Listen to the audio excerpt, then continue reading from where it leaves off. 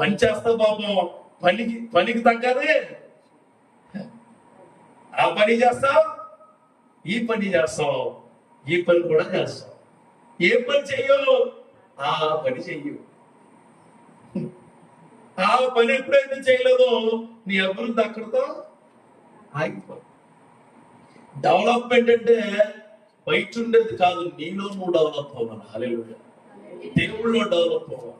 ప్రతి వారము దేవుళ్ళో కొత్తగా నేర్చుకోవాలి, వాక్యంలో కొత్తగా ఉండాలి, ప్రార్థనలో కొత్తగా ఉండాలి, ఆరాధనలో కొత్తగా ఉండాలి, కొత్తగా ఉండాలా.